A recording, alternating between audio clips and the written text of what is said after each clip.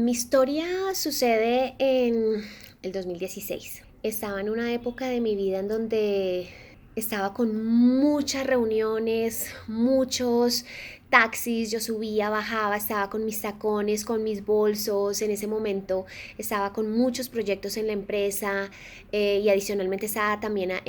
coordinando un proyecto de más o menos 1000 personas de todas partes del mundo que venían a Cartagena. Era un momento muy, muy fuerte y muy bueno de mi vida profesional. Cuando en una de esas reuniones entra la llamada de mi doctor a darme esa noticia que me dejó sentada. El resultado de la biopsia que me había practicado hacía unas semanas había salido positivo y era un hecho que estaba teniendo cáncer.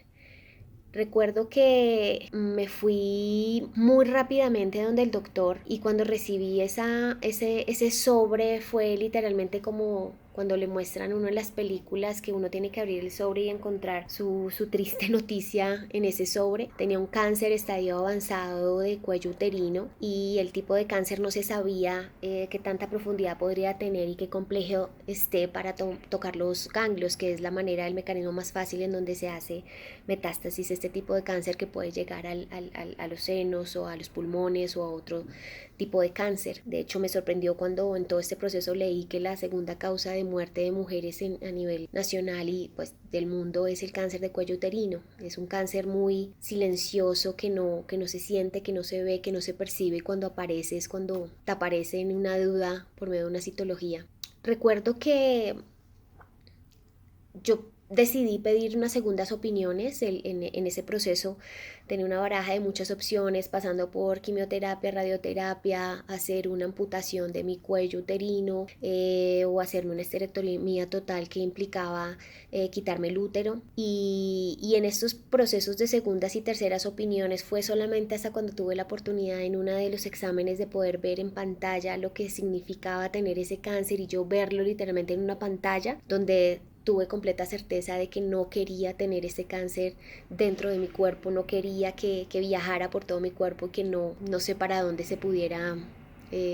mover. Yo había tomado la decisión desde muy joven, como desde los 25, 26 años, de que ya no quería tener hijos, no sentía el llamado, no sentía la vocación.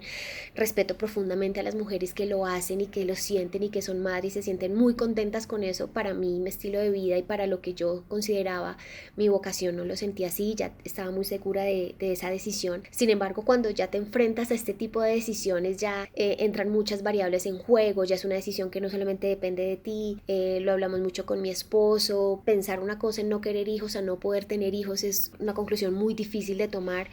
y en ese proceso digamos que fue muy, muy, muy difícil el proceso. Tomo finalmente la decisión de hacerme una esterectomía. Con esto implicaba que iba a adelantar mi menopausia por lo menos 5 años y todo lo que conlleva, digamos, este proceso y esta operación que básicamente se sintió y se vivió como si fuera un parto. Todo el proceso me lo hicieron en el marco de la obstetricia, entonces yo el día de la cirugía compartía el mismo pabellón con otras mujeres muy contentas de dar a luz a sus bebés, de cómo se llamaban sus bebés, obviamente con todas las proporciones que implica y obviamente el dolor que implica para una mujer tener hijos. Para mí, yo consideraba que para una mujer que quisiera tener hijos y que tiene que enfrentarse a una decisión de estas y vivir todo ese mismo proceso, de vivir con el mismo pabellón, de escuchar el nacimiento de los bebés, estar 4 o 5 días hospitalizada en ese proceso donde otras mujeres se están recuperando en el mismo pabellón, son muchas cosas que te pegan muchísimo y que hay que tener, digamos, mucha fortaleza emocional para poderlo enfrentar. Yo viví 2 etapas de dolor. El dolor primero, el dolor emocional, cuando te enteras de la noticia, ese sentimiento de culpa y vulnerabilidad te atraviesa como cuchillos a toda hora y es muy difícil de lidiar con eso. Y el otro es el dolor físico, el dolor de la recuperación, porque el dolor del despertarte de la anestesia, todo este tipo de dolores que conlleva una cirugía de este calibre y luego el proceso de recuperación que también me tomó un buen tiempo para poderme recuperar y volver a tener normalidad como tal. Yo creo que como muchas mujeres, yo era de las que le tenía terror a las citologías, y luego de todo este proceso por el montón de exámenes, tactos, el montón de escáneres que te tienen que hacer, todo el proceso que viví, siento que una de las grandes conclusiones, el mensaje que le mando a todas las mujeres es: háganse de por Dios las citologías juiciosas todos los años. Es una situación supremamente incómoda que dura muy poquito a lo que potencialmente se tiene que vivir cuando uno enfrenta un cáncer de ese estilo. ¿Qué aprendizajes me deja a mí esta crisis? La primera, yo creo que pues que hay que rodearse de muchas personas que tengan mucha confianza, sobre todo, que ya hayan vivido, que ya sepan. Agradezco enormemente a los psicólogos que me acompañaron en este proceso, a las otras mujeres que también vivieron la misma situación como yo. Fue increíble escuchar las historias de todas las mujeres superando este tipo de cáncer. Me rodeé de personas de mucha confianza. Este es un momento que te sientes tan vulnerable que es importante solamente tener ahí aquellas personas que se vuelven tu eje fundamental y que te ayudan de alguna manera a lidiar con esto de una manera mucho más fácil.